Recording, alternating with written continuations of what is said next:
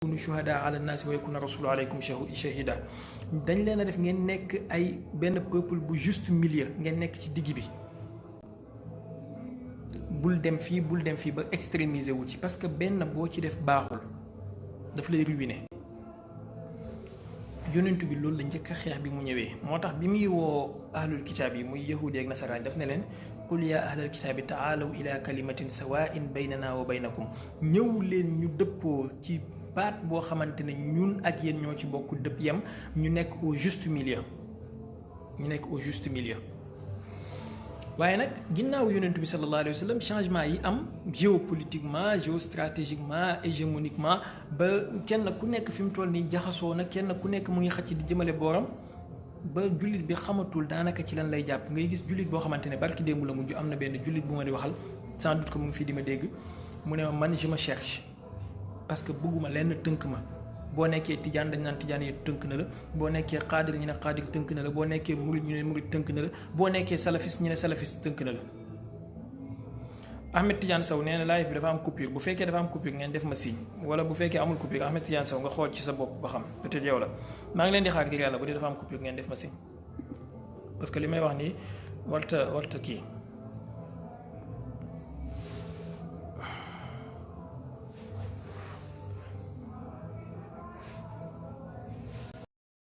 mu ngi baax wala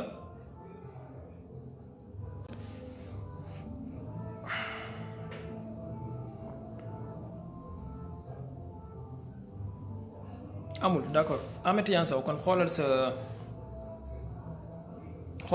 connexion bi donc je disais extrémisme boobu moom la yonent bi sallallahu alayhi wa sallam ñëwoon pour njëkk a xeex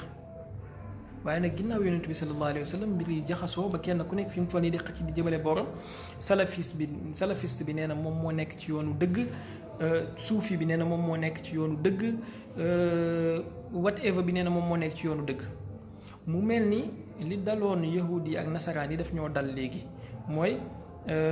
yahudi dañoo waxoon ne wa qaalatil yahudu laysati nasara ala shay wa qaalatil nasara laysatil yahudu ala shay yahudi yi nee nañ nasaraan yi nekkuñ ci dara ñun ñoo nekk ci dara nasaraan yi nee nañ yahudi yi nekkuñ ci dara ñun ñoo nekk ci dara donc il faut ñu taxawaat benn instant pour jàngatal mbir yi xool fan lañ jëm ak fan lañ bëgg a dem léegi ci ñaareeli catégorie ennemi yi ma wax sànq muy ennemi intérieur yi te ma ne premier groupe bi mooy ignorance boobu ma ne la di nga ko fekk ci ñun ñuy tuddee suñu bopp ay taalibe mu tasawifa di nga ko fekk ci suñ doomi bàjjen ya il faut que ñu am benn courage benn instant taxaw waxante dëgg premièrement mooy bu ñu bëggee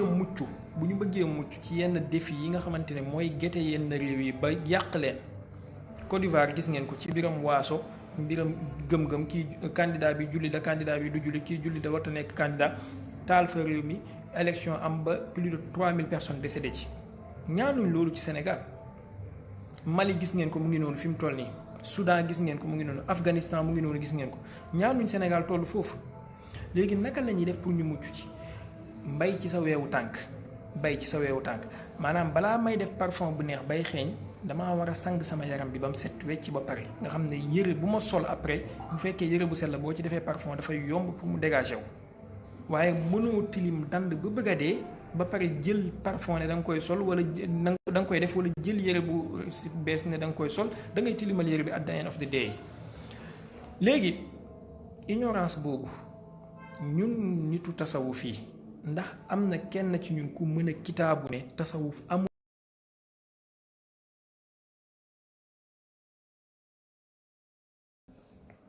la chèque amul ku ko ñemee waat kuy wax dëgg te yàlla tax xam nga ne noonu tasawuf noonu l'islam bi gën a rëy mooy ignorance mu ngi fees dell ci suñu biir man mii naroon nañ ma fee rey daaw jéeg yàllaa def sutura sur la base de l'ignorance ay nit ñu xamul tous gën a dëng garab yoo ne ñoom ñooy jubbantoon ne da nga naan ndeysaan fii lañ ko suul ci ignorance te niñ ma ko defee noonu lañ ko defee Massamba ak Mademba noonu lañ koy defee keneen ak keneen ci parti bu nekk ci dëkk bu nekk ci groupe bu nekk ci yeneen forme itam yu wuutee léegi nañ jéem a combattre ñun ci suñu biir comme ni ko suñu kilifa yi defee woon nañ jéem a combattre ignorance boobu noonu ñu jéem a fexe yar suñuy taalibe wala suñuy topp ci xam-xam. gis nga suñu kilifa yi nekk fii ñu respecté leen lool wekk leen lool, waxuma kilifa yi fi nekk jamono ji, kilifa yu mag ya laay wax, maam Alaaji Abdoulaye Niass, Serigne Touba, Sidi Hadji Malick. lu tax seen jamono amul woon benn dérive salafiste yi ci Sénégal ba kenn ñemewu leen woon a yeb? lu tax tey jii booy tudd jamono jooju noonu kilifa goo ci tudd ci ñoom ñi ne la njënd la woon, ponkal la woon, kuy la woon, ñi leen waroon? bu dee Baye Niass, bu dee Maam Alaaji Abdoulaye la xoolal doomam yi, bu dee Baye Niass la xoolal ñi ko waroon, bu dee Serigne Touba la ñu ne la moo yar diw ku nekk tukkal na àdduna ci moom ci ñoom. bu dee Sidi Hadji Malick la moo yar diw ku nekk tukkal na àdduna ci ñoom.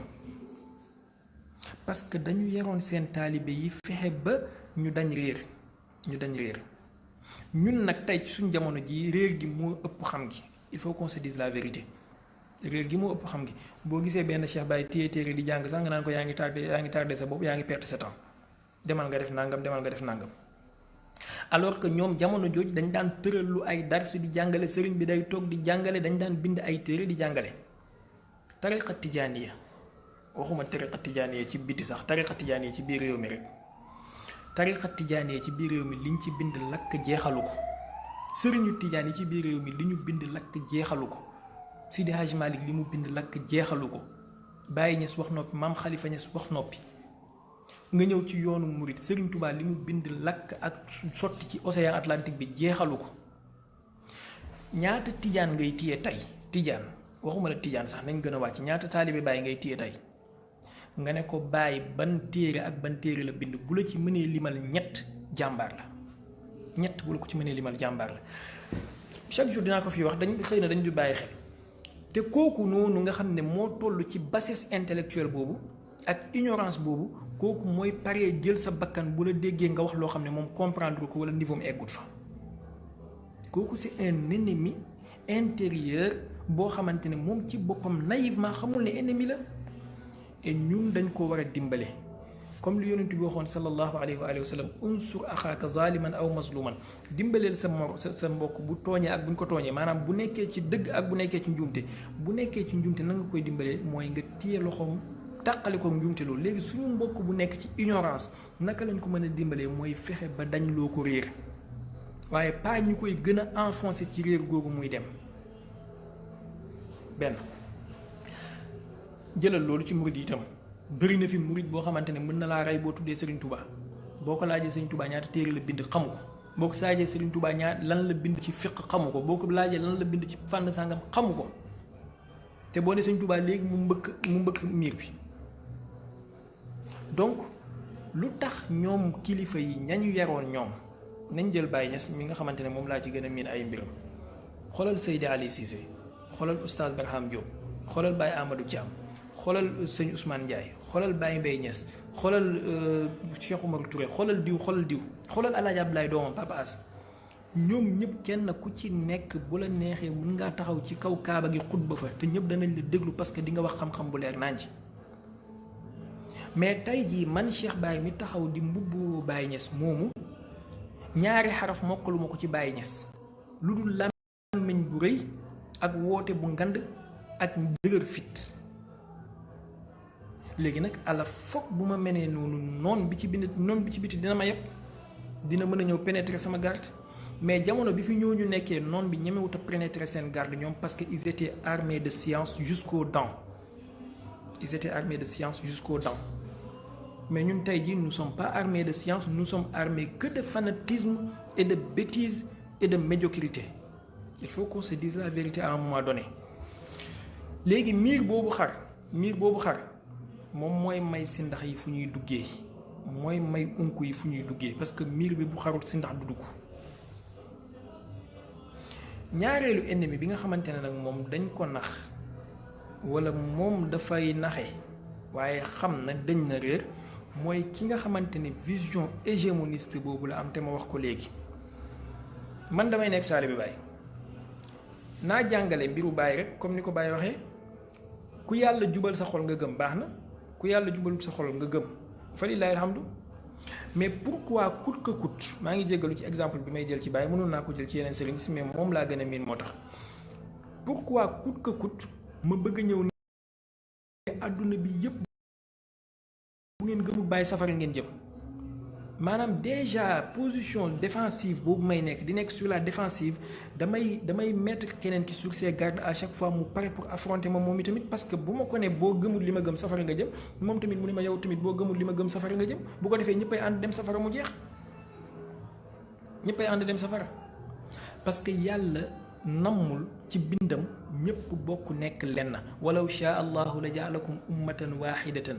yàlla bu ko sooboon yéen ñëpp mu def leen ngeen nekk benn communauté mais ci bëgg-bëggam ci azal la dogalee ne nit ñi waru ñoo nekk benn waru ñoo yem waru ñoo niroo waru ñoo nangam il faut ñu wutee comme ni rëdd baaraam yi wutee ak baaraam yi ci boppam.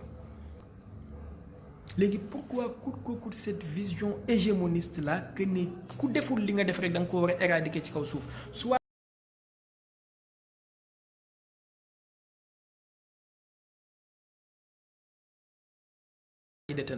yàlla bu ko sooboon yéen buy taqal derul islam bii ñu def ci àdduna bi tey ñoom ñoo ko waral ñëw ne la yonent bi wax na ne xeet wi danañ xàjjalikoo 73 parties taxaw ne la déedéet man la loolu benn la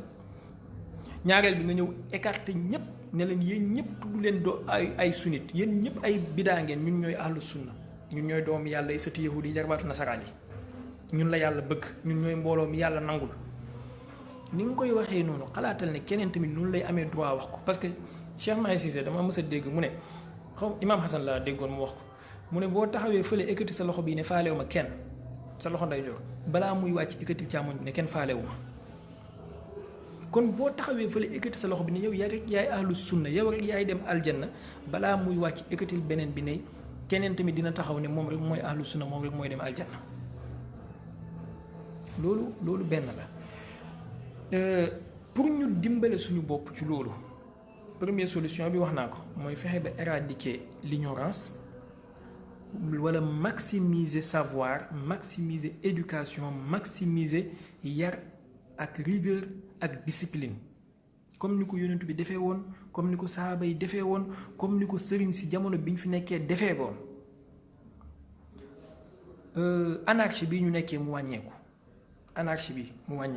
parce que gis ngeen anarchie bi as longas muy gën a yaatu danañ toll foo xamante ne dafay mel ni courant bu coupé la buy nit ñi di dóorante kenn du xam kan ngay dóor di nga dóor sa bopp dóor sa mbokk te doo ko xam. ñaareel bi mooy essayer de vulgariser les enseignements de nos cheikhs maanaam wax naa ko sànq tariqa tijaan fii ci Sénégal rek li ñu fi bind lakk jeexalu ko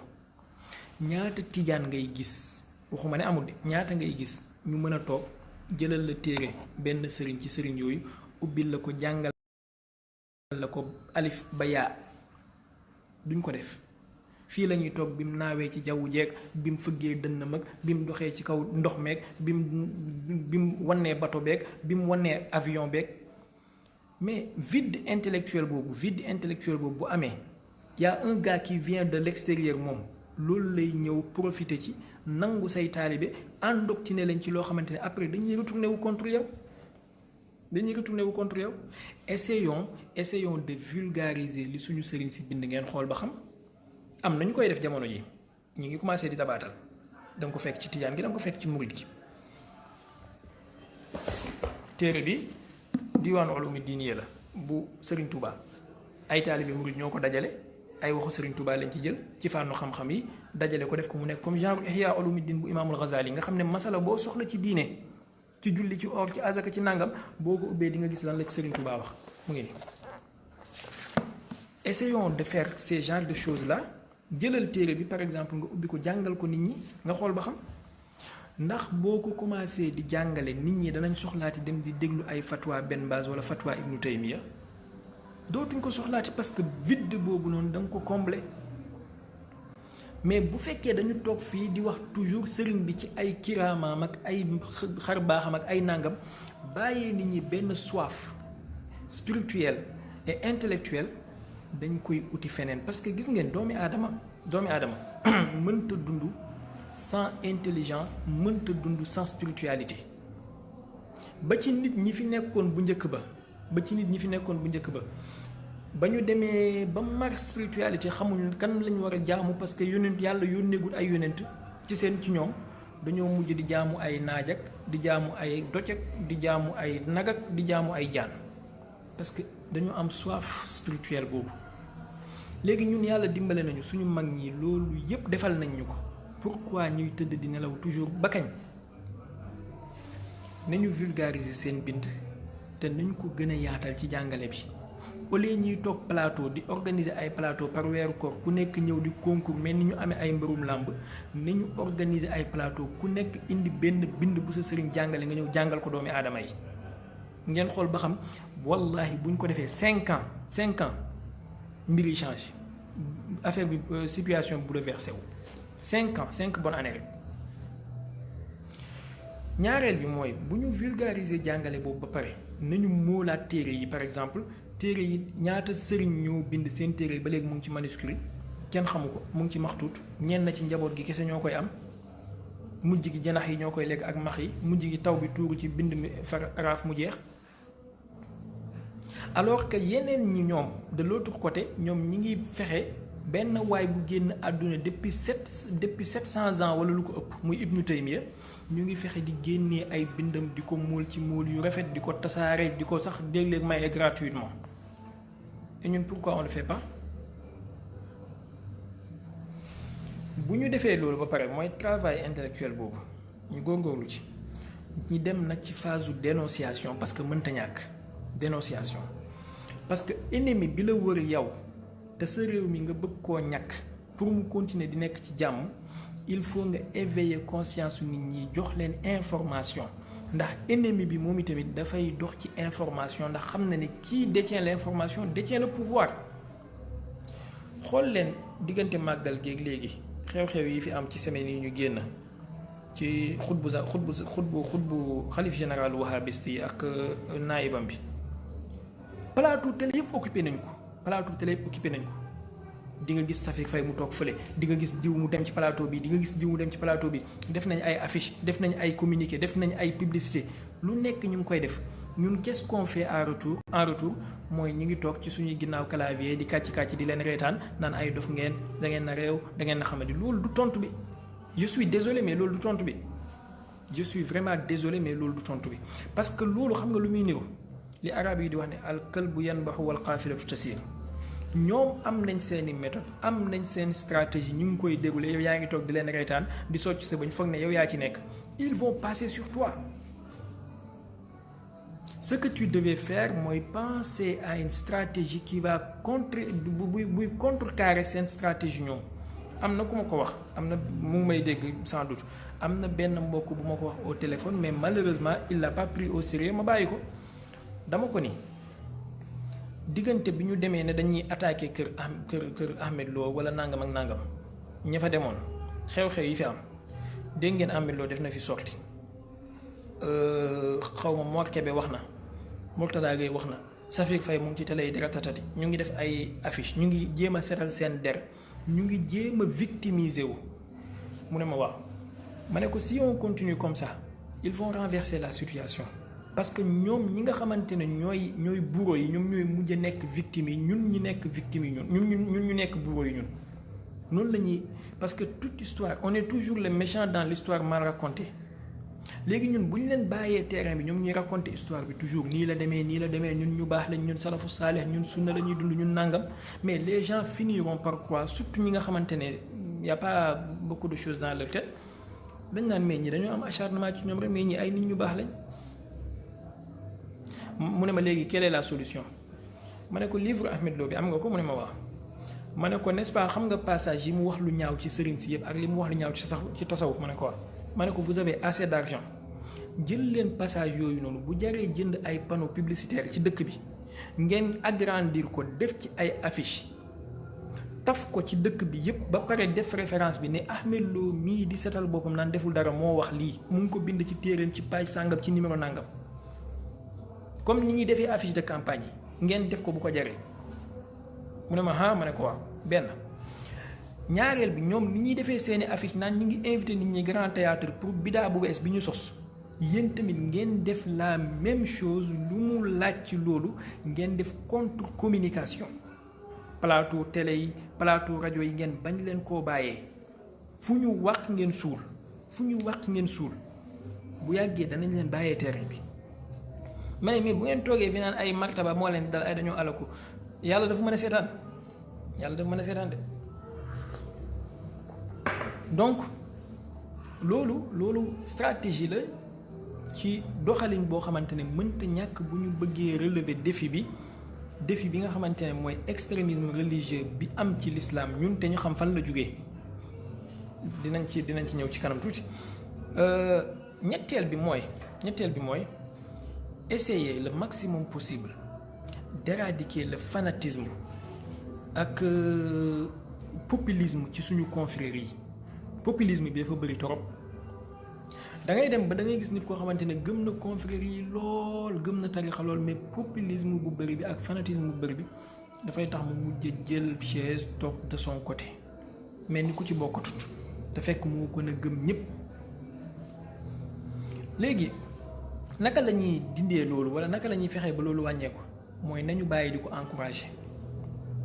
tey jii ngay gis benn Cheikh Baye xew na ci semaine bi benn Cheikh Baye bu ñemee toog kaalawu ñëpp wóor ko mu ne leen man maay nangam ñëpp di ko dégg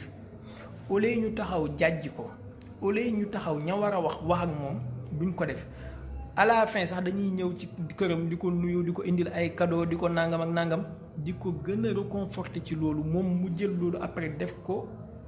outil de propagande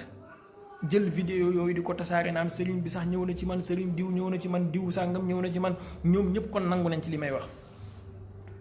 te fekk li muy wax du xam-xam laa ci zaahir laa ci baatin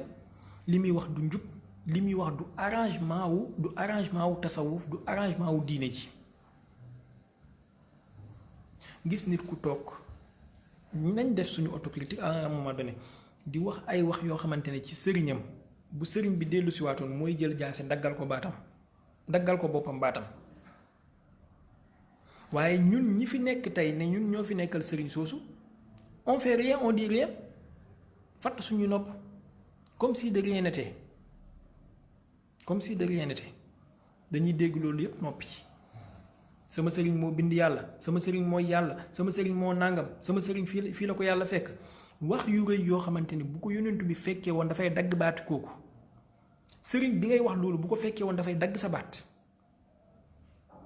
mais ñu noppi. léegi suñu mbokk mi nekk ci biti te nekk ennemi boo xamante ne daf ñuy gete ci loolu lay ñëw istirlaal ko loolu lay ñëw profiter ci ne leen gis ngeen li ñu leen di wax ñu ngi nii ñi nekkuñ ci diine parce que wax yu rëy yi ñuy wax ñëpp di ko dégg noppi ci kon mooy wane ne nekkuñ ci diine kon ñëw leen ñun ci luñ nekk. Forcément les gens doués de raison vont se dire que voilà s'ils ne sont pas doués de connaissances parce qu'on peut être doué de raison sans pour autant être doué de connaissances. S'ils ne sont pas doués de connaissances et avoir un peu de raison dañ naan kon koy lii nga wax ni dëgg la léegi après nañ dem ci leer rek loolu nañ ko fexe moytu te ñi war a wax di wax bu ñu waree wax parce que iza sakata ahlul haqqi tawahhama ahlul baatili annahum ala al haqq ñi nekk ci dëgg bu ñu noppee ñi nekk ci neen dañuy dem ba foog na ñoo nekk ci dëgg te loolu c'est dans l'arrangement de personne arrangé wu ñu ñëpp parce que bu lakkee ñu ñëpp la lakkal mbaar mi bu lakkee ñu ñëpp la lakkal donc stratégie boobu ma ko wax waa ji bañ maa déglu ma bàyyi ko te xam naa ne man si j'avais de l'argent c'est comme ñoom ni ñu ko amee c'est ce que j'allais faire et konoon tey jii ñii nekk fii tuddee seen bopp ay salafiste xaw ma lan ak lan seen buzz bi ñu nekk di am duñu ko am mais on leur a laissé le terrain jàppee leen ay dof di leen xooli golo ñoom ñuy xoolee xoolu banaan da nga koo jàppee golo mu jàppee la banaan jàpp ne daf laa war a lekk yow nga jàppee ko golo bu dof bu xamul li muy def léegi nag suñu biir ñun tarixa yi nañu taxaw ak suñu mbokk jullit ñooñu ñu wax leen dëgg des fois da ngay dégg nit koo xamante ne ku baax la ci tarixa yi ku gëm tarixa la ne la man salafiste yi samay mbokk lañ aw ma ak ñoom benn problème nangam ak nangam ak nangam gis nga yonentu bi sallallahu alayhi wa sallam ci boppam parce que yow kii wax loolu lan mooy argument am mooy parce que ñu ngi wax laa ilaaha illallaah muhammad rasulullah ñu ngi jublu kaaba gi di julli yonentu bi sallallahu alayhi wa sallam ci boppam yàlla daf ko wax ci alxuraan ci benn saar boo xamante ne mu ngi tudd suuratu munaafiquun suratul munaafiquun yaakaar naa jàngkat yi xam nañ ko ne ko yéeféer yi bu ñu ñëwee ci yow idaa jaaka al munaafiquuna qaalu nashhadu innaka la rasulullah wallahu yaalamu innaka la rasuluhu wallahu yashhadu inna al munaafiqiina la kaasibuun bu ñu ñëwee ci yow dañ lay wax ne gëm nañ ne yonentu yàlla nga yàlla ne mu ngi seede na ñoom waxuñu dëgg. kon ndekete gis ab nit muy wax laa ilaha illallah kese taxul nga bëgg a wax ne kooku mënta nekk sa ennemi. dalil bi mooy boo continuer ci biir suratu munaafiqoon di nga gis fu yàlla di waxee ne ittaxazu aymaanahum junnatan fa saddu an sabilillahi innahum saa ma kaanu yaamaluun zalika bi annahum amanu summa kafaru fa tubi ala qulubihim fahum laa yafqahuun wa idaa raaytahum tu'jibka ajsaamuhum wa in yaqulu tasmaa li qawlihim ka annahum xushubun musannada yaxsibuuna kulla sayhatin alayhim humul aduwwu faxzarhum qaatalahum allahu annaa yufakuun. yàlla ne ko ñoom ñooy les pires ennemis ñoom ñooy ennemis yi gën a bon te pourtant ñu ngi doon wax laa ilaaha illallaah muhammadu rasulullah ñu ngi doon wax nashhadu innaka la rasulullah. léegi bëgg a binaa yow sa xalaat parce que dangaa bëgg équité dangaa bëgg nangam ba tax nga ne kon amoo ennemi interne tu te trompes d'analyse yonentu bi sallallahu alayhi wa sallam ci boppam yàlla wax na ko ci alxuraan ne humul aduwu ñooñu nekk ci sa biir noonu naan la gëm nañ ne yonentu nga ñoom ñooy pire ennemi yi ñoom nga war a moytu fahzarhum. dafa am benn affaire boo xam ne yàgg naa di ko wax ñu bëri daanaka dañ ci kii mu jàll mais lu mat a taxaw seet la man dafa maa tiital sincèrement et dama jàpp ne problème mu xeetu yonentu bi sallallahu alayhi wa sallam foofu la cosaanoo minal alif ilal yaa mooy yonentu bi sallallahu alayhi wa sallam ñetti catégorie nit la doon dund ak jullit bu gëm bi yéeféer bu weddi bi ak naafeq bi nekk ci diggante bi.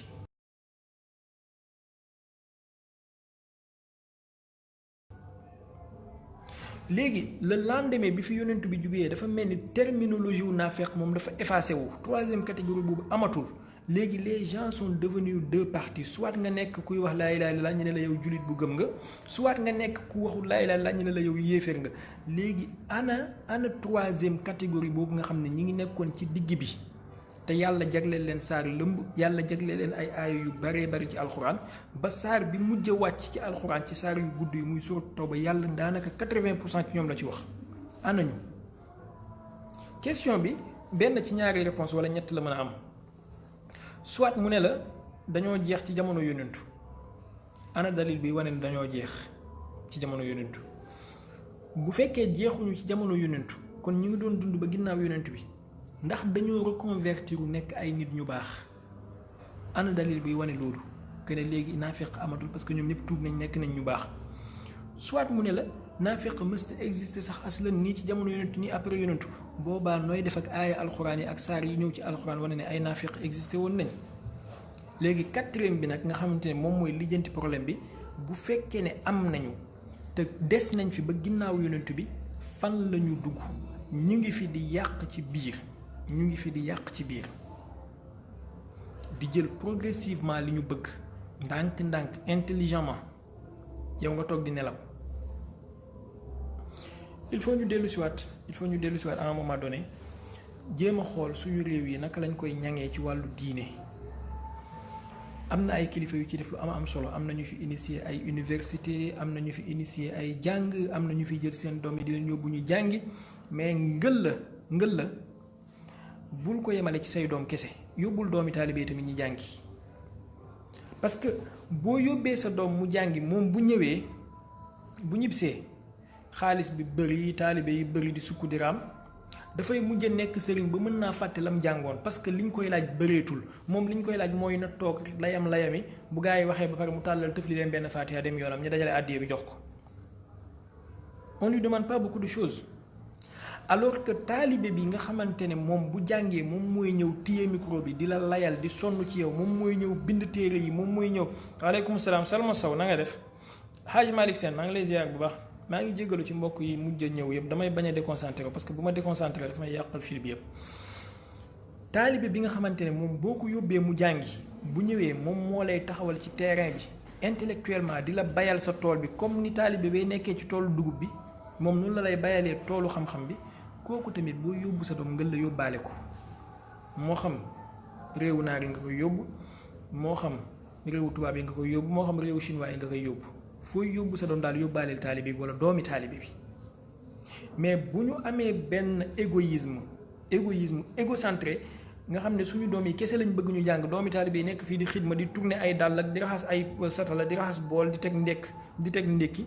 di téye ay dara pour que suñu doom bu ñëwee mën a jiitewaat doomi taalibe boobu au fur et à mesure taalibe yi ñoo ëpp suñuy doom yi dañuy dem ba suñu doom yi danañu néew lool taalibe yi nekk fi bëri ignorance bi bëri ci seen biir fanatisme bi bëri ci seen biir éclatement lay mujj jur.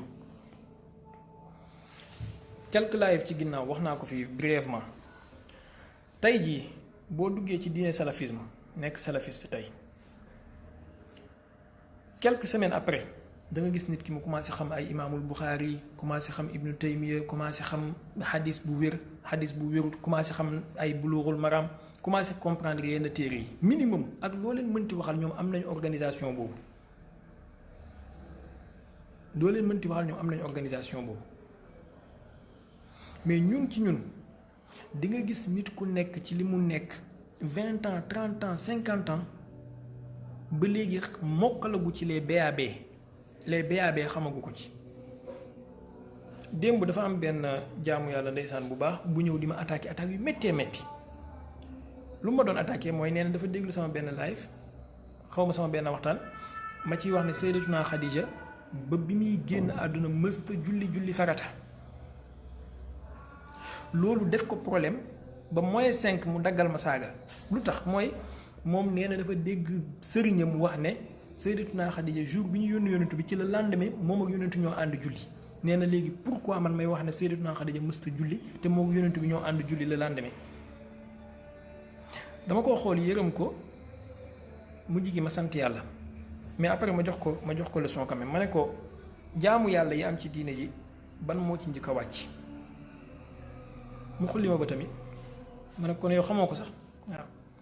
ma ne ko boo déggee ma wax ba spécifié ne la julli farata ça veut dire que julli juróom yi laa ci jublu tisbaar tàkkusaan timis gee suba naafila bokku ci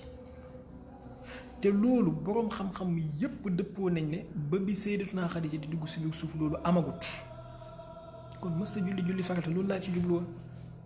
léegi fi mu toll nii boo ma ci saaga woon di nga am bàkkaar boo ma ci defoon leneen tamit di nga am bàkkaar boo ma ci mere woon di nga yàq sa xol ci meere te fekk man maa nekk ci dëgg. ma ne ko ginnaaw julli ban jaamu yàlla moo njëkk a wàccaat xamu ko ma ne ko ginnaaw julli or moo ci topp ban année la wàcc mu xulli ma bëtam ma ne ko mu ngi wàcc ci atu sàngam ak sàngam ma ne ko ginnaaw or lan moo ci topp xamu ko ma ne ko azaka moo ci topp ban année la wàcc mu xulli ma bëtam ma ne ko mu ngi wàcc ci atu sàngam ak sàngam ginnaaw azaka la moo ci topp mu ne ma xanaa aj màkk ma ne ko très bien ban année la wàcc xamu ko ma ne ko mu ngi wàcc ci atum sàngam ak sàngam donc nañu góorgóorlu ni ñuy jàngalee suñuy doom ñu jàngalee ko doomi taalibe yi tamit parce que yonentu bi sallallahu alayhi wa sallam gis nga ibaadu yi nekk fii suñu doomi bàjjan yi yonentu bi sallallahu alayhi wa sallam waxoon nañu ci ñoom wax joo xamante ne ku mu doyul dara dootu la doy ci kaw suuf xadis yaa ngi ci Buxaari mu ngi ci Muslim mu ngi ci lépp man des fois damay am benn radicalité bi ci sama discours ak ñoom parce que dama leen a xam naa ne ay bukki yu sàngoo deru bay lañ te yonentu bi alayhi salaatu wasalaam moo ñu jàngaloon ne laa xayra fii soxbati man laa yaraa laka mislima tara lahu amul sens amul njëriñ ngay ànd di laamisoo koo xamante ne na nga ko jàppee moom jàppeewu la noonu kon yow boo ma jàppee yéeféer man du ma toog naan dama lay jàppee sama mbokk julli sama nangam damay mandu ci say mbir jël sama yoonu bopp léegi nag sagam ñoom laa xayra fii soxbati man laa yaraa laka mislima tara lahu boobu mu ngi fi il faut ñu jël suñuy position mu clair waxuñu ñu violenter kenn waxuñu ñu saaga kenn waxuñu ñu dóor kenn mais nañu jàng ba mën a apporter des contre-arguments parce que fi mu toll nii ñoom li ñuy tuumaal yëpp mooy waaw yéen da ngeen di wax rek waaye cheikh na docteur diw sàngam bi mu bindee kenn ci yéen tontuwu ko mais cheikh na docteur diw sàngam moom lan la bind en réalité lan la bind ce qu'il a fait travail de thèse la thèse boo xamante ne ab étudiant moo koy bind chaque jour y en a des milliers de gens qui écrivent des thèses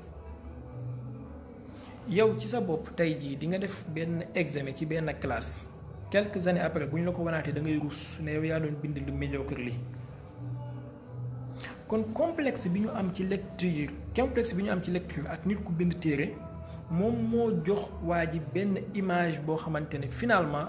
mérité wu ko en réalité parce que on lui donne benn statut ay docteur la. Combien de gens ñoo fi njëkk a nekk docteur avant moom mu fi am doctorat parce que doctorat benn xottu diplôme kese la boo xamante ne on te donne benn thème nee na demal 3 ans wala 2 ans nga bind ci comme ni ma ko benn kilifa waxee sànq nee na ma yow sax mburu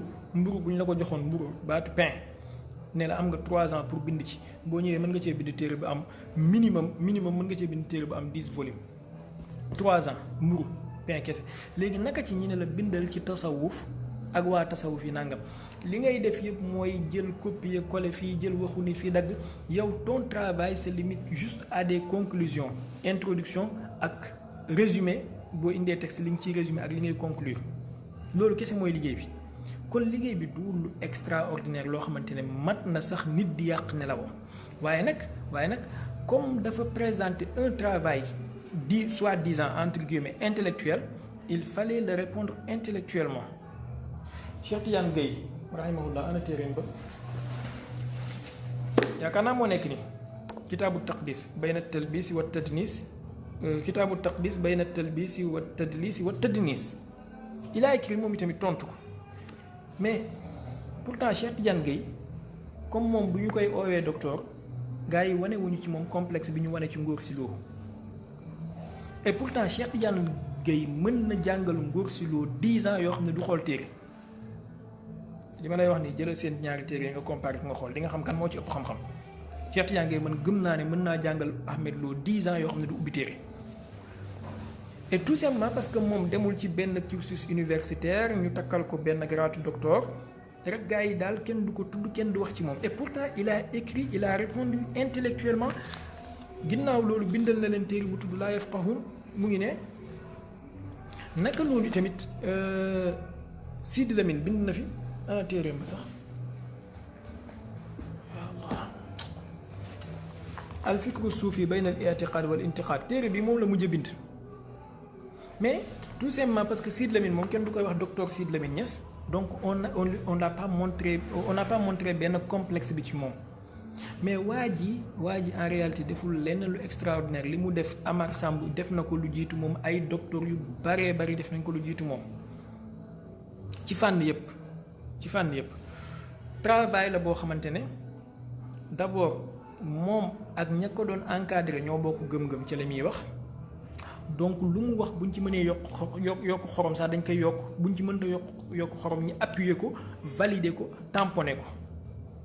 mais en réalité lay wan ne waa ji grade intellectuel am bi ñu koy jox ak thèse am bi ñàkk dëgër mooy thèse en réalité commencement wu liggéey la production intellectuelle yi di topp travail universitaire yi di topp mais waa ji bi mu defee thèse am ba léegi il s'est résumé à quoi yaakaar naa benn publication la fi defaat xaw ma ñaar toog fii di layam mi sol ay noir fumé mel ni kuy bëgg a dee di diisal baat kon donc amul benn travail universitaire intellectuel boo xamante ne def na ko parce que ñoom ñu ko souteniral thèse bi ñoom ci seen bopp xam nañ ne li mu def nii boo ko tegee ci balance su xam-xam zéro lay peser donc nañu jéem a góorgóorlu ci côté boobu noonu te jàpp ne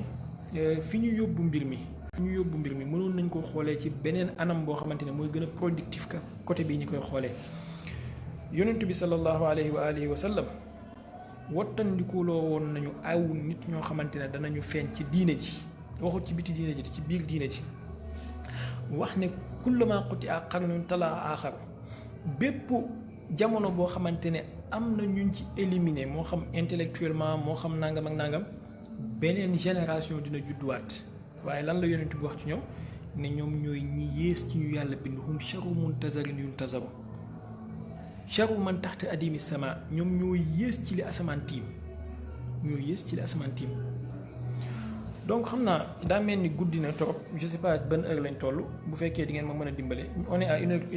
heure de temps et demi wala 1 heure de temps et quelques donc on va essayer bu fekkee am na quelques 5 questions ñu jël juste 5 questions ñu jéem a arrêté maa ngi jéggalu ci guddal bi ak exposé bu fekkee jaarul yoon trop ci voyage laa jógee sonn j'ai pas fermé les yeux comme il fallait depuis hier pratiquement. Mais vous allez comprendre inch'Allah. En tout cas nañu xam ne daal am nañ ay ennemis yu ñuy géte yoo xam ne benn bu nekk am na nees war a jëflante ak moom, ennemi extérieur ak ennemi intérieur. kenn ku ci nekk ci ñoom am na ay faay ak ay mbir yoo xamante ne moom lay ut ci ñun, am na buntu yu ñu ko war a tëjal. bu lii yëpp weesoo képp kuy wax laa ilaha illallah muhammad rasulullah bu fekkee yéeneem rafet na, je dis bien bu fekkee yéeneem rafet na, te yéene bu rafet li ma ci jublu mooy yéene bi ngay am ci say moroomi jullit, comme li sëñ Tuubaa wax ne fala tuaadu man raaytum faahu yuxriju laa ilaha illallah. bu dee yéeneem boobu rafet na, war nañu jéem a góorgóorlu nekk benn, war nañu jéem a góorgóorlu aar suñu Sénégal bi, war nañu jéem a góorgóorlu aar suñu l'islam bi sax de manière générale. parce que yow jàngoo fi lu kenn jàngut, yow xamoo fi lu kenn xamul, li nga xam nit ñi fii nga ko jàngee. tey jii boo mënee làkk arab mën naxwu bu leer, ka la ko jàngal mu ngi dund ba léegi. man par exemple man tey jii bu ma mënee wax dara ci téere baay Cheikh Mahi Cissé moo ma ko jàngal, mu ngi dund ba léegi, yàlla na yàlla guddal fanam. bu ma mënee wax dara ci fiq Baram Sall moo ma ko jàngal, mu ngi dund ba léegi, yàlla na yàlla guddal fanam. bu ma mënee wax dara ci alxuraan daara Imam Hassan laa ko jàngee. naka noonu yow mi ñuy toog di la yëkkati di la yóbbu ci maqaam boo yeggul, kala doon jàngal mu ngi toog ba léegi, moo xam muy sëñ As Jaxate, moo xam muy ki nekk Tiwaawoon, moo xam feneen ak feneen. fii nga jàngee Alfiyatu ibnu Malik, fii nga jàngee Lihmiraar, fii nga jàngee Ajrumi, fii nga jàngee Maqamatul Hariri, fii nga jàngee Muqaddimatul Kokkiya, fii nga jàngee Laamiyatul Af'aal, fii nga jàngee Laamiyatul Ajam, fii nga jàngee nangam, fii nga jàngee nangam, fii nga jàngee nangam. Laxdari ci boppam fii nga ko jàngee. kon ndekete sagam ñi la jàngal ñi ngi fi ba léegi, maanaam ci xel kese, ci xel. bu dee dangaa indi sa goj ak sa baak nga wëgg ci teen, li nga wëgg lu mu bëri boo amee xel waroo nekk di bàkku ci kanamu teen gi, parce que teen gi la jox mu ngi dese ndox bu ëpp bi mu la jox ba léegi. xaw ma daal li ma wax dégg nañ ko. boo ñëwee ci teen indi sa goj ak sa baak nga wëgg ci teen wi, li nga wëgg lu mu fees lu mu bëri boo amee xel waroo faa taxaw di fëggi dënn, parce que teen bi la jox ndox moom ngay tiitaroo mu ngi fi ba léegi, jógu fi, te kenn déggu ko mu fëgg dënnam, donc on peut vraiment jéem a góorgóorlu xam ne ñun ñëpp at the end of the day ñun ñoo am responsabilité wu dajale suñu bopp, dajale suñu xel. te lii ñu nar a def, lii waa ji nar a def grand théâtre suba, man dama jàpp ne sincèrement benn mascarade la, ay théâtre la quoi. ndax xëy na pression bi bëri na ci kawam, bëgg naa seetal boppam, mais ñun itam il fallait apporter la réponse qu'il fallait, et malheureusement ñu bari ils ont passé à côté. Il va venir soi-disant ne dafay wax ci jàmm. Vous imaginez un terroriste qui nous parle de la paix? parce que suñu mag ñi nekkoon nañu fi, te ci laay daanele incha allah. suñu mag ñi nekkoon nañu fi, ak wuute bi lu mu bari mësuñoo yegg ci yenn eenante yeeg yenn bañante yeeg yenn tonguwante yi. mais benn groupe de jullit ñuy tuddee seen bopp ay jullit ñoo jugee ci biti ñëw indi benn idéologie boo xamante ne bind ay téere commencé saaga nit ñi, kii du jullit, kii yéeféer la, kii nàngam la ba dugal yi en ci xolu shabab bi, maanaam ci xolu jeunes yi, ba nga xamante ne da ngay romb benn jeune rek mu gis la commencé di funki te doo xam lu ko waral. ci internet bi nii da ngay gis benn waay bu gis sa profil wala gis sa benn photo wala sa benn publication ñëw commentaire ci commencé di la tal te doo xam. yéen a ngi koy gis ci live bi chaque jour ngeen gis ko fi. des fois ngeen gis waa ju jugee fa la ñëw saaga ne daf may mokke da yàlla xam na ne xaw ma nu mu tudd, xaw ma fu mu dëkk, yéenewu ma ko lu dul li ma yéene sama bopp. moom endoctriné nañ ko ci man ba mu jàpp ne man damaa war a nekk noonam pour mu ñëw saaga ma, pour mu ñëw génnee ma ci diine ji moom toog. et loolu nag il faut que ñu dut baaraam bi fa mu jugee, mooy idéologie bu bees bi fi ñëw, moo xam nuñ ko mënti tuddee ak odd buñ ko mënti def, soit salafiste la, soit Ibaadu Rahman la, soit wahabiya la, soit whatever la. idéologie boobu di bind téere yooyu naan la ñii duñu ay jullit parce que dañuy def nangam, ñii ay bidaa lañ parce que dañoo def nangam ñii waroo toog ak ñoom parce que dañoo def nangam ñii waroo wax ak ñoom parce que dañoo nekk ci nangam wala dañoo gëm nangam idéologie boobu moo ñëw pour diviser. bu fekkee dañoo bëgg a duut baaraam fii métti foofu mooy métti léegi nag ñun bu ñu defee suñu wareef état bi ak suñu kilifa yi war nañoo def seen wareef. gis nga Maroc bi lu tax mu nekk ci jàmm ba léegi yenn yi dal réew yu baree bari dalu ko. Maroc bi coow yi commencé coowu diine ay idéologie yi di ñëw Mohamed VI dafa dajale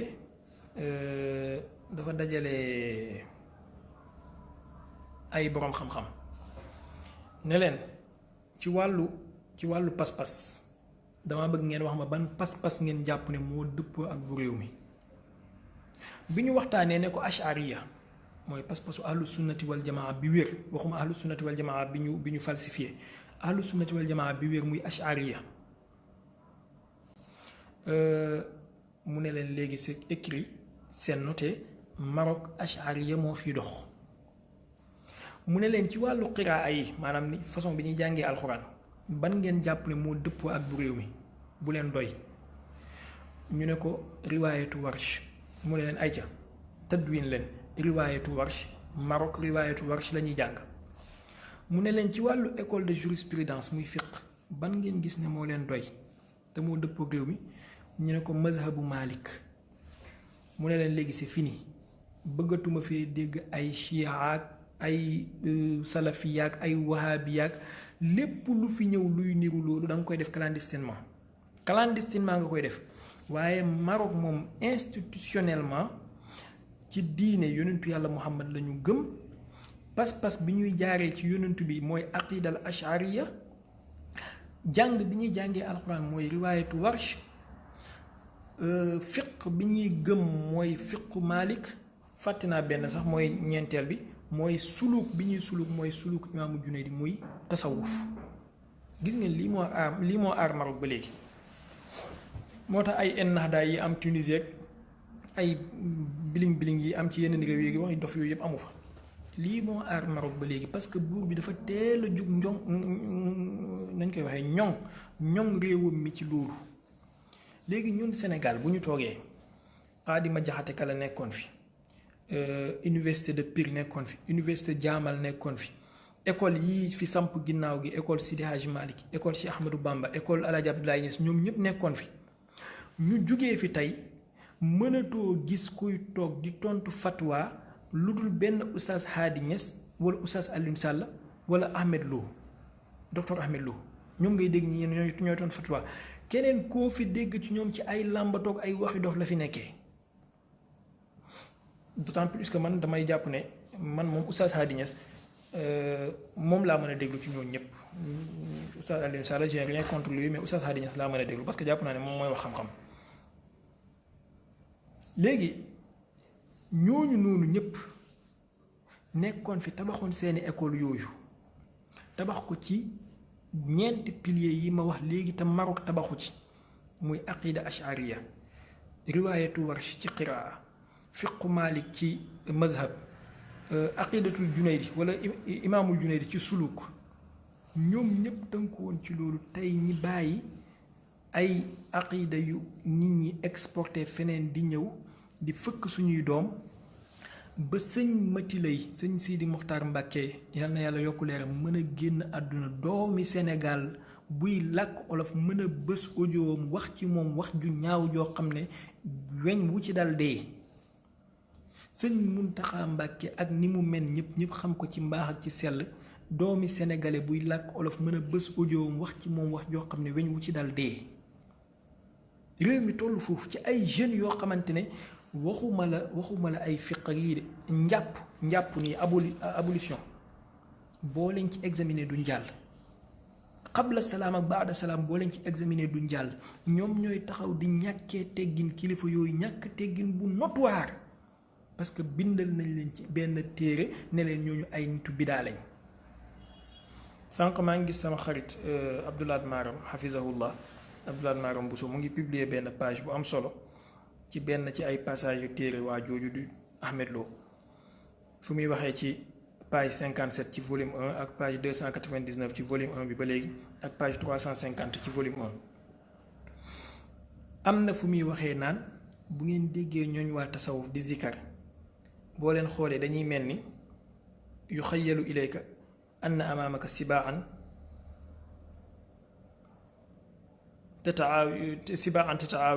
tataawa aw kilaaban tatahaarashu ala farisatin maanaam dangay mel ni ay rabu àll yoo xamante ne ñoo nekk di bëw wala ay xaj yoo xamante ne ñoom ñoo nekk di xëccoo paroi ñoo nekk di xëccoo médd ab doomi sénégalais moo mën a bind li ci téereem wax ko ay doomi sénégalais di ko jàng buñ la rombee ci sa jumaa ngay zikar wasifa wala ngay jàng daayira wala ngay jàng ay durus noonu lañ lay xoolee ne la yéen a ngi mel ni ay xaj yuy xëccoo médd parce que benn waaye bu tuddul Ahmed Lo moo ko bind ñëw taxaw guddal si kimam ba mel ni brosse peinture sol ay verre yu ñu lam taxaw njàngal et on laisse ça passer comme ça et après on nous dit que non ils sont pas nos ennemis et tu passes ci beneen partie ci livre am nga dégg mu naan la bal kullu man italaa bi imaanin wa insaaf ala masaadirihim al asasiya yaani assuufiya yajzimu bi anna algaaya alxaqiqiya allati yasiruuna waraa taxqiqiha innama hiya rafu lwaliyi ila maqaami aluluhiya wa tasxiiri nnaasi kullu nnaasi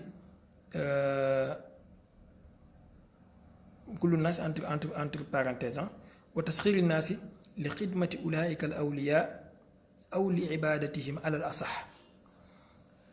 lii mu ngi ko wax ci page 57 ci volume 1 ci téere bi wax ju dangereux la maanaam wax ji rek taal na réew mu ne képp ku jàng téere tasawuf yi boo ko jàngee dëgg mu ne da ngay mel ni da nga ciy xamee ne nga jàng ko avec recul ak analyse da ngay xamee ne ñii seen bëgg-bëgg yépp mooy ekkati seen wàllu yi ba jëmee leen ci maqaama yàlla jox leen cëru yàlla waaye tamit tàggat nit ñi bañ topp wàllu yooyu bal sax bañ jaamu leen te nee na looloo gën a wér maanaam fi mu toll nii boo jàngee téere Sëriñ Tuubaa Masaalikul Jinaan nga xam ne tasawuf lay wax wala nga jàng téere Baye wala nga jàng téere Sidi Hadji Malick wala nga jàng téere Cheikh Umarul Fouti wala nga jàng téere benn mu tasawuf ci bitim réew ñoom seen objectif li la selon li borom téere li borom Taqdisul Ashxaas bind muy Ahmed Lo mooy ne dañ laa bëgg a wax ne na nga jaamu wàllu yi na nga nekk seen jaamu leen ñoom ñi nekk sa yàlla. C'est extrêmement grave lii moo gën a néew ci lim bind ci téere bi am na fu mu ci waxee ne mutasawifa yi lu aram amul ci ñoom yaay mën naa sëy ak doomam baay mën naa sëy ak doomam bu jigéen frère mën naa sëy ak sëram maanaam daal ñoom lu ñuy tuddee xaram amul ci ñoom wax na ko ci téereem bi moom itamit ak yeneen yu gën a grave yi léegi avec tout ça on veut faire comme si de rien n'était et c'est lui là qui bind lii moom mooy ñëw ne il va nous parler de la paix nangam ak nangam et de la stabilité yow heure bi mu waroon laa fekk nga nekk yamaama nga taxaw di ñu wax ay waxu paix maa ngi jéggalu bu fekkee question am na on peut prendre quelques questions et après incha allah ñu tàggatoo.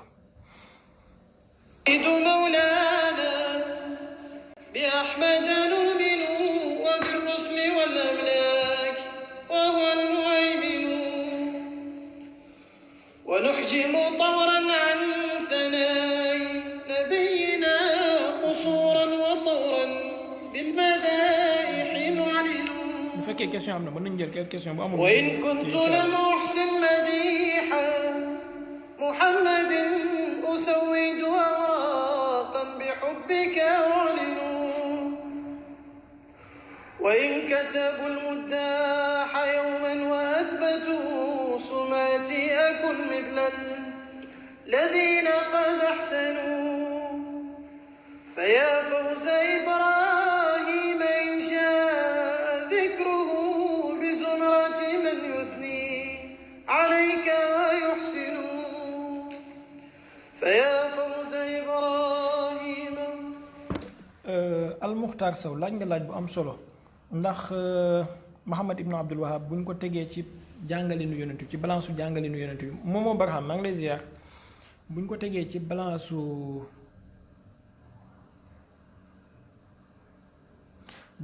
balance jàngalinu yonent bi sallallahu alayhi wa sallam ndax jàngaleem dina jàll xam nga wax naa ko sànq ci wax ji dafa mel ni xëy na dama ko xóotalu trop mooy seen liggéey bi dafa am étape yu muy jaar. Première étape bi mooy étape intellectuelle bi nga xamante ne moom la ñuy fondé moom mooy fondation bi fondement boobu bu taxawee ba pare ci la ñuy teg daawa bi ci la ñuy teg discours yi ci la ñuy teg jihaad gi mooy travail intellectuel boobu dañ koy jëlee ci ay texte nee nañ texte hadis wala texte alxuraan yoo xamante ne dañ koy déggee déggin bu juunu exemple boo jëlee Muhammad ibn Abdul Wahab digganteem ak tudd yàlla nga teg ko ci balance su jàngalinu yonent bi ak doxalinu saxaaba yi tu vois nettement que dafa passé à côté il a passé à côté dëppoo te jàngale yonent bi il faut pas que ñu bàyyi moo tax toujours may wax ne il faut ñu jéem a am rigueur intellectuelle de discuter les choses à fond bañ a yem ci superficiel yi rek maanaam man mënumaa ñëw rek ne la tariqa sunna la yow nga ne ma tariqa bidaa la après ñu tàqali ko ci loolu en queue de poisson. nañ taxaw ñu xool lan mooy tariqa ak lan ñoo composé tariqa ñi génnee lan moo ci dëppoo ak jàngale yonent ak lan moo ci dëppoo ak moom ñu doog a xam ndax en conclusion ndax tariqa sunna lay doon wala bidaa lay doon. léegi Muhammad ibn Abdul Wahab boo ko jëlee teg ko ci balance su ziyaara xabru ziyaara bàmmeel ak ñoom gis-gis biñ ci am jàpp ne bàmmeel yi dañ leen a war a toj. ba bàmmeelu yonent bi raw du yonent bi sallallahu alayhi wasallam ñu ngi ñaan gouvernement saoudia nañ ko génnee ci jumaa ji wala ñu tabax mur bu koy séparer dem toj armeelu saxaaba yépp waxuma la boo ko tegee ci balance su jàngale yonent loolu dafa sori danga koy teg ci balance su jàngale boroom xam-xam ya leen jiitu woon ñëw ginnaaw saxaaba yi ibnu Tuluna ibnu Batuta ibnu Jubayr ñoom ñëpp ay explorateur lañu woon dañoo bind ay rexlaat ci seen tukki yooyu dañ lay expliquer bu ñu demee ba Madinatul Munawwar naka lañ fekkee woon bàmmeelu saxaaba yi ak naka lañ ko daan xàmmee maanaam bàmmeel bu nekk da ngay dégg ñu naan la bàmmeelu diw sàngam dañ koo tabaxoon defoon ci nàngam lu mel ni bàmmeelu Abbas ibnu Abdul Muttalib ak lu mel ni bàmmeelu Seydina Hasan lu mel ni bàmmeelu Jaafaru Sadiq ak ñu mel noonu lu mel ni bàmmeelu Sayyidatuna Aïcha lu mel ni bàmmeelu diw ak diw da ngay dégg ñu naan la dañ koo tabaxoon dañ ko def nangam maa ngi ñaan ngir yàlla mbokk yi gis ngeen man duuma seen doom yéen ñëpp nekkuma fi doomu kenn kuy laaj question ngir yàlla na nga am teggin bi ngay laajee question kenn ci yéen fayut ma itam mënoo ñëw fii di bind sa uslub boo xamante ne ba pare nga bëgg ma tontu la ay wuyul fii ñëwal fii waxal fii kenn ci yéen fayut ma une heure de temps bi may toog di wax kenn ci yéen kaasu ataaya bii kenn jëndalu ma ko ci yéen warga bii may defee ataaya kenn jëndalu ma ko ci yéen rawatina connexion bi donc soit da ngay mën a poser sa question avec teggin ñu tontu la soit tu gardes le silence donc Al-Mukhtar ma ne maa ngi jéggalu ci loolu mais c'est parfois un peu révoltant quoi benn waay boo xamante ne xamoo ko xamu la jékki-jékki teglante ay tànkam toog daan la kaay wuyu fi mel ni kuy wax ak doomam il faut arrêter à un moment donné soit tu écoutes soit tu te comportes respectueusement ou bien tu t'en vas. أعوذ بالله من الشيطان الرجيم. إن جاء ذكره بزمرة من يثني عليك ويحسن وتركي تماما للقصور أظنه محالا فرب الله للكل محسن عسى المصطفى يوما يجود بنارة تغسل أوزاري وقلبي تسمن صلى الله عليه وسلم. donc ma ne dangay dégg ñu naan la bàmmeelu saxaaba bi li lañ ci defoon nii la menoon léegi loolu da nga koy jël nga teg ko ci balance su jàngalin Muhammad ibn Abdul Wahab nga gis ne moom Muhammad ibn Abdul Wahab dafa wuuteeg jàngalinu yonent bi sallallahu alayhi wa sallam naka noonu nag ci mbooleem mbir yi jël ko par benn nga bañ koo jël superficiellement xóotal ci demal avec rigueur intellectuelle demal avec prudence mais demal avec patience bul yàkkamti dara boo ne ma tey ji sama ñaari jaaro yi bidaa la exemple sama ñaari jaaro yi bidaa la du ma ñëw rek ne la sama ñaari jaaro yi bidaa la ci kon sunna la wala nangam dinaa la wax dinañ taxaw xool lan mooy jaaro d'abord lan mooy symbolisme jaaro ban matière lañ ko defaree matière boobu lan mooy symbolisme am lan mooy ay bienfait wala ay méfait lan moo ci jàngale nu yonent bi grammage yu jaaro bi ñu xool ko nu mu toll 40 grammes la wala 10 grammes wala 15 grammes ñaareel bi fan lañ ko takk ñaareel bi lan la ci boroom xam-xam wax balaa ñuy egsi ci conclusion bu bidaa la wala du bidaa di nga sonn de di nga sonn man looloo tax suñu doom bàjjan yi duñ sawar ci waxtaan ak man parce que man du ma ñëw ci superficiel yi rek ñuy dem da ngay wax dara mais loolu génne doo ci génnee noonu am na benn mbokk fan yee ci ginnaaw ñuy wax ci gis yonent bi sallallahu alayhi wa sallam ci lu dul nelaw xëy na daa jàppoon ne man bu ma ñëwee damay wax comme ni gars yi di waxee rek ñëw nag ne waaw yonent bi mën nañ koo gis parce que sëriñ diw nee na gis na ko mais damaa commencé ak moom ci nelaw d'abord lan mooy nelaw ak lan mooy yeewu ak fan lees mën a waxee nelaw ak fan lees du waxee nelaw yaqazatu ak nawmu foofu laa commencé ak moom bañ paree ñu dem ci dee ak dekki lan mooy dee lan mooy dekki ndax nit mën naa dee ñëwaat ci àdduna wala déet wala nit bu xasee dee jeex na mais balaa débat bi ji jeexee dafa balaa may développer foofu bay yeggal dafa for ay dàllam de joxe ngànt bu rafet sax dem yoonam donc il faut parfois Al-Mukhtar xam naa guddal naa ci sa question bi il faut parfois ñuy dem avec rigueur am na keneen ku ma gisoon mu posé beneen question xaw ma ba bind baatu préconisé bu fekkee moom may dégg mën na posé question bi s'il vous plaît soxna Marie maa ngi lay ziar baax naka waa Canada. عسى المصطفى يوما يجود بنارة تغسل أوزاري وقلبي تسمن عسى المصطفى يوما يجود بنارة تغسل أوزاري وقلبي تسمن. Moustapha Diouf, Moustapha Faye, que doit faire la jeunesse soufie à ce point? Première chose à faire, c'est d'étudier, c'est d'apprendre, c'est de lire. Gis ngeen jàng mooy dimbale nit wallahi lazim dañ leen koy wax ngeen jàpp ne ay caaxaan la nañu fexee fer ijji bu ñu bëggee mucc ci liy emporter nit yépp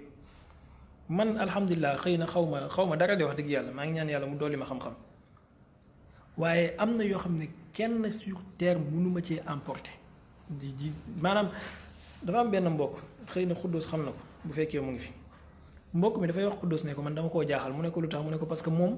ku mu mës a waxtaanal yeey na la jihaad na la daawa na la ba nga ñëw gëm lim gëm ba mu des Cheikh Baye parce que lu mu teg ma teggi tegal ko leneen loo xamante ne daf koy jaaxal donc Moustapha Faye première solution mooy nañu jàng encore jàng toujours jàng beaucoup jàng nañu jàng ginnaaw jàng boobu itamit nañu jéem a am kilifa ku amul kilifa seytaane mooy nekk kilifaam nañu jéem a am kilifa. Seydina Omar ibnu Xattaab yonent bi sallallahu alayhi wa sallam da koo gis mu téye benn këyit nii yonent bi ne ko këyit bi nga téye hadis bi mu ngi ci Buxaari yonent bi ne këyit bi nga téye lan la mu ne ko benn këyit la ci tawraat dama romb sama benn xaritu yahud mu téye ko ma daal di ko àbb yonent bi ne ko amu taxawikuuna ibn al-Xattaab yonent bi dafa mer sallallahu alayhi wa sallam ba xar xanamam changé mu ne ko ndax da ngeen a commencé dengi di fontu jugee gu ma fi ngeen di dengi mu ne ko Muusa ibn Imraan mi yàlla wàccee ci moom tawraat bu ñëwaatoon dara du ko day lu dul mu topp ma foofu mu ngi lay wan am kilifa ak jokk ci sa kilifa ak sujjóot ci kanamam sujjóot boo xamante ne nii daf koy nangu mu yar la tette la ni mu amee njëriñ donc je pense que loolu mooy début de solution bi et de fur et à mesure il y en a d'autres itam incha allah on peut continuer on prend 3 questions supplémentaires après ñu arrêté. وإن شاء قواني لحمل خلافة لكي يرفع التوحيد والكل مؤمن ليسلم جل الناس يقتلوا بعضهم جهادا وإني مؤمن بك محسن. am na am na ku laaj question bu am solo mu ne jullit naka la mën a def ba du dëkk ci bidaa xaw ma dafa am benn téere bu ma kii fan yi téere bi mu ngi tudd kafa tafriqan lil umma bismil bidaa maanaam yaanaa maar ci diviser xeet bi sous la bannière de bidaa gis ngeen division yi di am nii ak di taxé nit ay nitu bidaa amul lu dul ginnaawu yonentu bi ak saxaaba yi donc il faut pas que mu nekk benn épée de Damoclès ci seen bopp bi ba nga jàpp ne yow suñ la waxee ne nitu bidaa nga da ngay génn ci diine c'est faux bis dina ñëw xëy na dinañ am temps ñu yaatal ci mbiram bidaa et tout bon am na yu bëree bëri man damay bañ di ci wax parce que dafa am lu may xaar waaye bis dina ñëw dinañ jël suñu temps ñu yaatal ci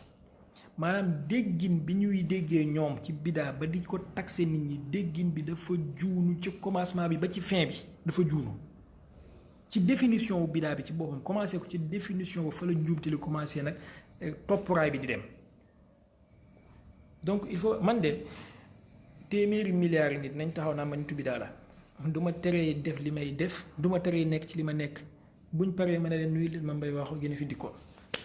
ça m'a fait ni chaud ni froid waxal lu la neex téeméeri milliards nit parce que du ma ko def épée de Damoclès ci sama bopp yi bu leen ko nangu de bu leen nangu ku leen terroriser ci naan ay nitu bidaa ngeen buñ ne leen nitu bidaa ngeen ne ko yow nitu sunna bi jëlal l'essentiel yow xamal li nga nekk rek voilà mais ay doy na ci yonentu bi sallallahu alayhi wa sallam dund na ba génn àdduna mësta prononcé baatu mubtadi maanaam nit ki nitu bidaa la yonentu mësta taxé kenn ne ko nitu bidaa la jël leen xadis jël leen li ma leen wax nii ngeen dem laaj leen ko ñoom ñëpp may naa leen fii ba samedi prochain ku ko ci am dama indil fan la yonentu mësee joxoñ nit ne ko yow nitu bidaa nga kon ndekete joxoñ doomi aadama jullit naan ko nitu bidaa nga sax bidaa la ci bidaawu diine ji xaw ma ndax comprendre ngeen li ma bëgg a wax joxoñ nit di ko taxé de bidaa la ci bidaa yi ñu sos ci diine ji yonentu bi dund na ba génn àdduna mësta taxé kenn de mubtadi mësta am bon qui peut comprendre comprendra فأرفع علما للجهالة واضعا وأكسر رايات الصليب وأدفن فبي يرفع الجور العظيم فلا يرى سوى العلم والدين الحنيف يزين فتمسي رجال الله في ظل راحة وعز وتمجيد وبالحق يعلنون. Omar Thiam bu fekkee yaa ngi may dégg yaa Siré Traoré qui demande le numéro bi nga defoon keroog pour affaire plateforme bi bu fekkee déggoo ma Siré Traoré après nga envoyé ma message dinaa la jox numéro bi incha allah. يكون زمام العالمين yaakaar naa benn question جميعهم بأيدي رجال بالعلوم تمكنوا فيأتي مسيح والرجال رجاله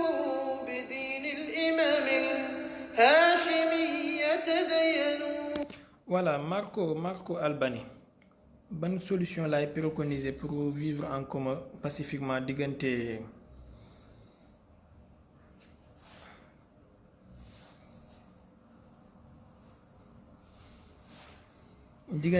diggante kii soufisme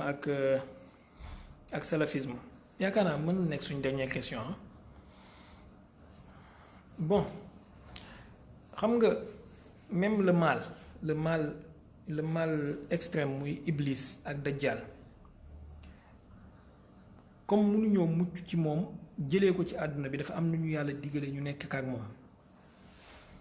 mooy fexe ba ñun ñu ñoŋal suñu bopp defar suñu bopp waaye fexe ba bu mu am accès ci ñun léegi naka noonu tamit salafisme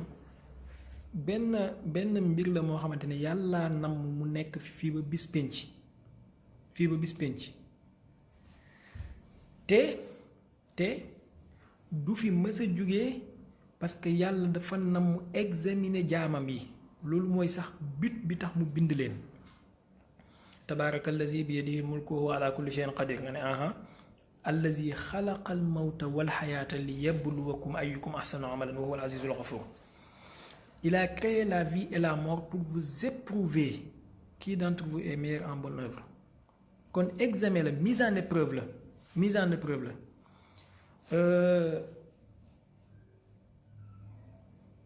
mise en épreuve la boo xamante ne ni yàlla daf ci def jaamam yi te mise en épreuve boobu alxuraan daf ñoo wax ne maa kaana allahu li yazara almuminina ala ma antum alayhi xata yamiza alxabisa min altayib wa maa kaana allahu li yutliakum ala alxayb walakin allah yutli man yashaa. yàlla du bàyyi jullit ñi ñu dem ci liñ nekk nii rek lépp di baax lépp di leer lépp di rafet il faut mu jaxase dëgg gi ak lu dul dëgg gi lu baax li ak lu kii li pour xool ñan ñooy am courage ak effort ak góorgóorlu jéem a setti dëgg gi ba topp ko. looloo waral fu jullit am naafeq dina fa am parce que bu naafeq amul woon kon jullit bu baax mu'min du tax ñu koy wax. ndax xam ngeen alkaafiru li koy muqaabala mooy almuslimu waaye almunaafiqu li koy muqaabala mooy almuminu. donc bu naafeq amul woon duñ mën a xam jullit ñu gëm ñi dëgg-dëgg moo tax bu salafiste amul doo mën a xam nitu yàlla yi ña nekk ci yoonu yàlla ak yoonu yonent bi. il faut que ay sëtu Zul Xuwaysira danañ fi nekk ay sëtu Abdullah ibnu Ubay ibnu Salul nekk fi pour que sëtu Seydina Ali yeeg sëtu ñoom Seydina Babacar yi mën fee nekk ñoom itamit il le faut mënta ñàkk. moo tax comme xam nañu loolu nag solution man bi may préconiser mooy premièrement lii xasan ci suñu bopp yi ñun ñëpp muy sama côté comme sa côté nañu fexe ñu génnee ko. lan mooy loolu mooy bu ma jàpp ne il faut ma indi la ci li ma nekk wala ma rey la yow tamit bul jàpp ne il faut nga indi ma ci li nga nekk wala nga rey ma. maanaam kenn ci ñun du doomu yàlla kenn ci ñun duut yonentu yàlla kenn ci ñun duut gendarme yàlla sur terre. amul kenn ku yàlla jox tampon ne ko yow yaay sama gendarme topp tool ma sama jaam yi. yonentu bi sallallahu alayhi wa alihi wa sallam yàlla daf ko ne lasta alayhim bi musaytir wa ma anta alayhim bi jabbaar ci beneen aaya. in alayka illa al balaax li la war kese mooy nga jottali li nga xamante ne nii moom lañ la sant waaye santuñ la nga nekk un tyran ci seen kaw un gendarme ci seen kaw. kon man ak yow Marco Albani première solution bi mooy nañu jéem a am modestie génnee ci suñu bopp yi volonté hégémonique jàpp ne par la force tey dama lay dugal ci li ma nekk boo ci duggul ma saaga la boo ci duggul ma xas la boo ci duggul ma taxe la de bidaa boo ci duggul ma taxe la de yéeféer boo ci duggul ma taxe la de bokkaale. gis nga kilifa yu mag yu njëkk ya ñoom dañ la daan wax ne masala sàngam man nii laa ko gisee selon samay dalil yi ma am waaye sama mbokku diw sàngam mi wuuteeg man nag moom nii la ko gisee selon moom ay dalilam yi mu am. maandu ne la nag xam-xam bi yàllaa ko moom. léegi ginnaaw gi lañ ñëw am ñoo xamante ne ñoom dañuy ñëw naan la masala bi lii rek moo ciy dëgg keneen ku def lu dul lii def nga lu juunu lii rek mooy dëgg lii rek mooy yoon bi ku jaarul fii rek wàcc nga yoon bi. loolu ginnaaw gi la xew. Imam Malik bi mu bindee Muwatta buur bi daf ko ne Abu Jaafarul Mansour yaakaar naa wala Haruna Rashid kenn ci ñoom ñaar da ko ni boo bëggee nga wax ma def Muwatta bi mu nekk constitution wu jullit ñi à part alxuraan Muwatta kese kenn dootul bindati benn téere ci wàllu xadis. lan la ko Imam Malik tontu daf ko ne inna nnaasa qad katabu wa dawwanu wattalau ala ashyaa lam yattali malikun alayha fa daahum yaktubun. mu ne ko nit ñi gëstu nañ bind nañ gis nañ ay mbir yoo xam ne man Malik gisuma ko kon bàyyi leen ñu bind kenn ku nekk la ko yàlla wërsëgal. pourtant mënoon na kaa nekk li waa léegi defal sama téere bu nekk constitution lu ma waxut kenn bu lépp lu ma wax kenn bu mu ko teggi lu ma waxut bu ko kenn wax. mais yaatu dënn googu mu amoon tey jii ñun amatuñu ko. kon première solution boobu mën naa ko préconiser pour le moment mooy fexe ba jàpp kenn ku nekk ci ñun que ne doo doomi yàlla doo sëti yàlla doo jarbaatu yàlla doo gendarme yàlla yàlla yónni wut ma ci yow naa jàngale ce que j'ai à dire bu ma paree ne lii la ma samay dalil jox ma yem fa. man insha allahu taala ñaanuma yàlla kenn dégg ma toog di def yenn propagande yi nga xamante ne ñenn ñi moom la ñuy def. li ma gëm nag dinaa ko défendre boo ma laajee ay dalilam dinaa la ko wax bu la doyee nga topp ko bu la doyut ma ñaanal la jàmm yàlla nañ dajee aljanna. maa ngi jéggalu ci guddal bi mën nañu daaneel diwaan bi ñu tëj xam naa ne yenn question yu bëree bëri am na solo waaye buñ ko toppee daf ñuy génnee ci thème bi complètement xanaa sama prochain hunaalika amma al-faydu laa shakka lan taraa siwaa aarifin billahi wash-shar'u yutqanu fayaxtimu Iisa laa takunu walaayatun ba'ida mamaati ruuhi fal-xayru yudfanu فإن لم يكن من يذكر الله زلزلا. mais su ngeen bëggee thème bi mën nañ ko def deuxième partie maam Dame bu dee yaa ngi may dégg balaa ngay dugal ci YouTube yi ak Abdou Fall mën naa modifier ñu def première partie après samedi prochain ñu def deuxième partie parce que y a énormément de choses à dire yoo xamante ne je l'ai pas énuméré et d'autant plus que samedi prochain dina fekk waa ji def bidaam bi muy def ba pare on aura des choses à se dire incha allah. nañ ko déglu il va dire ses balivernes il va dire ses bêtises il va essayer de donner des leçons de morale et ñun làmmiñ xam na li muy wax waaye bu mu xam li ñu koy tontu après incha allah. zalaazilu saatin wa naada al-mu'adhdhin fa yaa rabbi haqqiq bil amiin famaa lii siwaa an as'ala Allah يا رب حقق بالأمين رجانا فما لي سوى نسأل الله بعده. man damaa jàpp ne waa ji gàmmuwaat gi la bëgg a célébrer rek daf ko bëgg a célébrer sous une autre forme xam nga gars yi dañoo xew day gàmmuwaat rek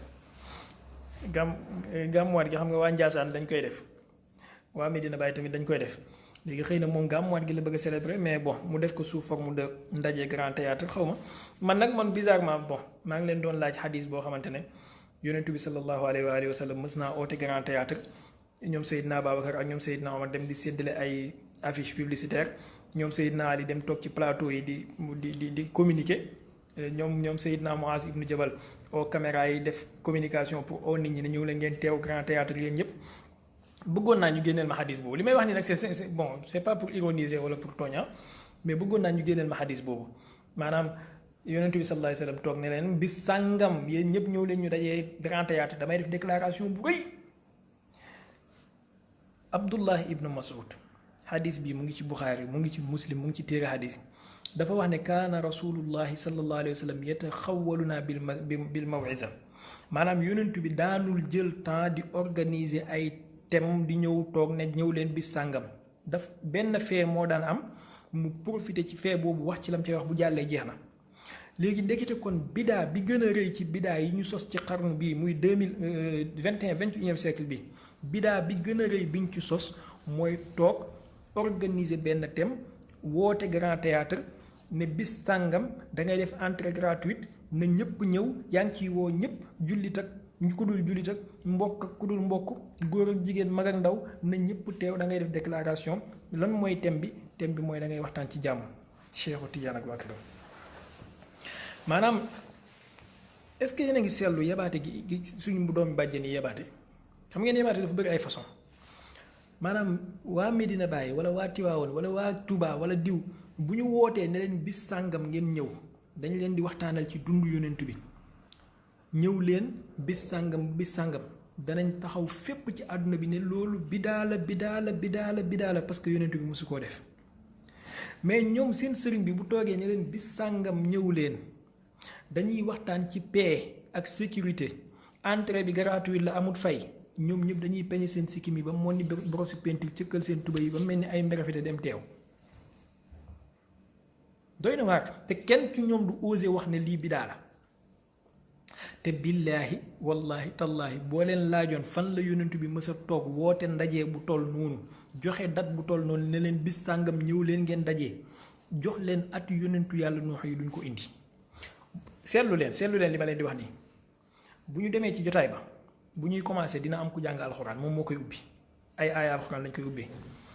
amul benn xadis ci kaw suuf benn laa wax waxuma bu wér bu wéru de benn xadis ci kaw suuf bu la neexee nga ne dama tal làmmiñ wala waxal lu la neex waaye lii maa ngi koy wax ci buntu sant yàlla. amul benn xadis ci kaw suuf bu wax ne yonentu bi mës naa toog war a wax benn saxaaba jug ubbee jotaay bi jàng alxuraan maanaam ubbee jotaay jàng alxuraan ci boppam bidaa la boo xamante ne dimanche gars yi danañ ko def de.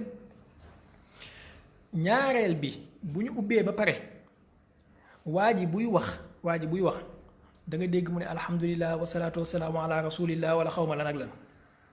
amul benn xadis ci kaw suuf buy wane ne yonentu bi sallallahu alayhi wa sallam bu daan wax dina ubbee ginnaaw sant yàlla julli ci boppam amut kon bidaa la boo xam ne moom Mawlaana dina ko def. ñetteel bi mooy bu leen wax ne damay tooñ ngir yàlla maa ngi ci série laa nekk nii. ñetteel bi mooy bu ñu waxtaanee ba waxtaan bi jeex waa ji waxtaan bi daf koy tënk ci ay tomb da ngay dégg mu naan tomb sàngam laay wax tomb bu njëkk bi tomb ñaareel bi tomb ñetteel bi. amul benn xadis ci kaw suuf bu wax ne yonent bi bu daan wax daf daan séddale waxam ji organiser ko par ay tomb ñaareel tomb ñetteel donc bidaa la boo xamante ne waa ji dina ko def bi suba ngeen préparé ko bu baax suba bidaa yi wàcc Sénégal bari na de moom kay bu dimanche jàllee il faut ñu def ndëpp national pour raxas Sénégal ci bidaa yi fi wàcc démb wala yi fi nar a wàcc suba il faut bu dimanche suba bi passé moom ñu def ndëpp national xaw ma ku ñu koy defal nag xaw ma grand sëriñ de Dakar la xaw ma kan moo ñu koy defal waaye daal bidaa yi nar a wàcc bëri na il faut ñu raxasaat réew mi quoi. bi ci topp mooy danañ paasante parole parce que Mawlaana du ne moom kenn mooy monologue oustaz diw dana wax cheikh diw dana wax sëriñ diw dana wax amul fenn fu yónnentu benn xadis ci kaw suuf dem leen ngeen defee leen ci li ma leen di wax ni billaahi wallaahi tallaahi da ngeen dellu si ne ma wax naa dëgg amul benn xadis ci kaw suuf buñ la mën a indil yónnentu toog wax ba mu yàgg mu ne ay ca microcentral bi léegi distribuer parole Seydina Ali jug téye microcentral bi ne waaw léegi ginnaaw kàddu googu noonu ki ci topp mooy Seydina Omar ibn Khattab ay ca bismillah vous avez la parole mu jóg wax bu mu paree microcentral bi jëlaat ne ginnaaw loolu ki ci topp mooy Seydina Abu Ubayda ay ca bismillah vous avez la parole mu jël wax bu ñu paree mu ne ay ca ginnaaw loolu ki ci topp mooy Seydina Ubaada ibn Saamit ay ca jëlal mu jël wax gars yi bidaa boobu danañ ko def suba seetlu leen li may wax bu baax maa ngi koy wax tey la samedi tey la 23 décembre suba la seen bidaa bi 24 décembre li ma leen di wax nii xaw ma xaybu duuma selbe ndom duuma gisaanekat mais dinañ ko fa def bidaa bi dana fa am suba teg microcentral buy séddale parole bi yonentu bi ci dundam mësta toog microcentral téye di séddale parole yi bañ paree ñu ñëw ci cheikh naa sayidna rasulullahi moom mu tëj jotaay bi amut bokk na ci bidaa yi fa nar a am suba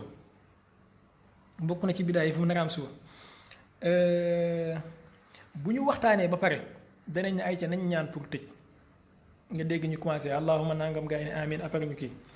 amul benn xadis ci kaw suuf bu wax ne yonentu bi mës naa toog ci benn jotaay waxtaan ba pare ñu ne ay ca nañ tëjee waxtaan bi ñaan gaa yi jàng la ñuy jàng raay ku la ko indil ñëwal indil ma ko ma dagg sama tuba yépp suba yow laa koy jox nga yóbbu ko ci tailleur bi mu daggal ma yépp mu cëkk bidaa boobu dina am suba buy ñëw di ngeen gis ñu ko escorté cheikh na docteur mu ngi dugg si gaa yi jug commencé kàbbar allahu akbar ak sikki muy guddee ak tuba yu cëkk yi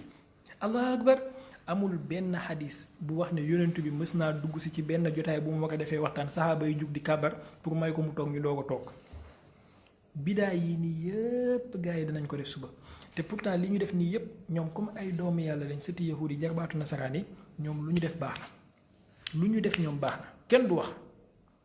laa raddun wala asaamu waaye keneen ku organiser ne yonentu bi ngay waxtaanee tàntal ko takk ay làmp takk ay rajo ñu takk seen rajo yi di ratatat naan la yaa ngi ci bidaa te ñoom waxuma la tànt ak takk rajo de ñoom grand théâtre la ñu jël grand théâtre nga xam ne musiciens yi foofu la ñuy dem te pourtant ñoom ñoo lay wax ne gàmm dañ fay naan lu bon dañ fay woy ay woyu bokkaale yàlla dañ fay jaxasoo diggante góor jigéen grand théâtre boobu mbonte gu nekk jaar na fa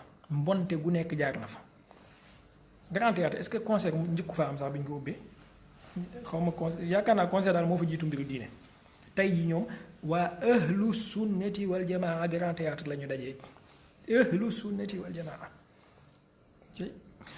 billaahi wallaahi tallaahi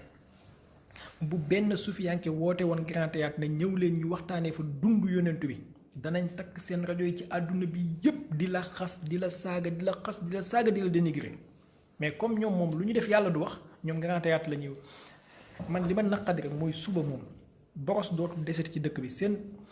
borosu dëkk bi dañ ko jënd borosee ko seen sikkim yi gis leen nag seen sikkim yu ñàng yi mel ni ay siket subhanallah maa ngi kii maa ngi jégalu mën nañoo kii فيا رب حقق باليمين رجانا فما لي سوى أن أسأل الله معدن عليه صلاة الله ثم سلامه صلاة بها للدين قصر يماما عليه صلاة الله ثم سلامه وآل وصحب والذين قد أحسنوا